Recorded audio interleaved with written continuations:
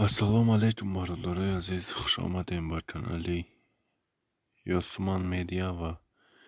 از همه شما مینا داریم برای دستگیری لایک подписаться و گفتنیم برادرای عزیز در کانال ما ابونه شوین و ویدیوها را پدیلیچه کنین و подписаться را فراموش نکنین برادرای عزیز.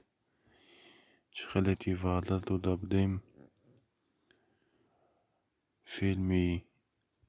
سنگ با گوری لیلی همه میگویند کی میبراید در کامنتاری ها می نویسند و همه منتظر این فیلم است و من گفتنیم که برادرای عزیز روز 29 ساعت 8 بیگاه فیلم میبراید قسمی دویمش و کسی که انتظار بود گفتنیم که خیلی این خبر رساندم و باوری دارم این فیلم یوتیوب به لرزه در آورد و بیشتر از 600,000 پرسموتر گرفته است و در یوتیوب بسیاری ها ویدیو کردند سنگه با گوری لیلی ویدیو کرده پرتافتند و خودی من میدانستم که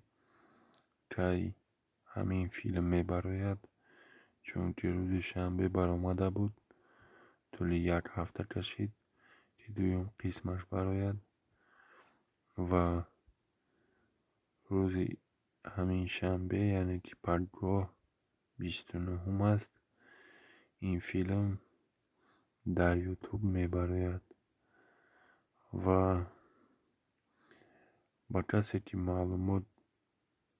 رسید حتما یک لایک بجق برادر عزیز. اگر که خواهی فهمی قسمی سهش که میبراید فکرت در کامنتاری بنویس، چون که فکر شما دستگیری مای پیشروی مای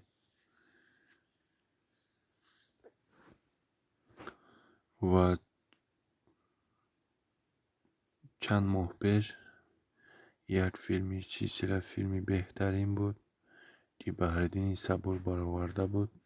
این فیلمش نامش قصر غم بود.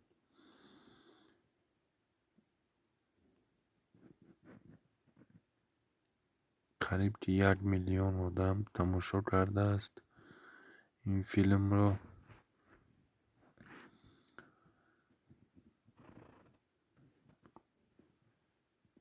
و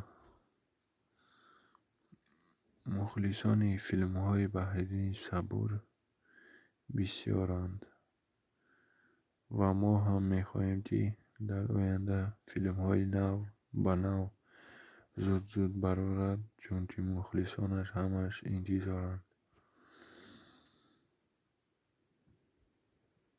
باقی سربلند و آباد باشین،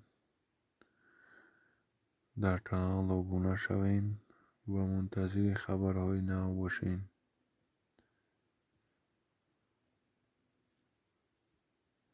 پناهتان بر خدا باد.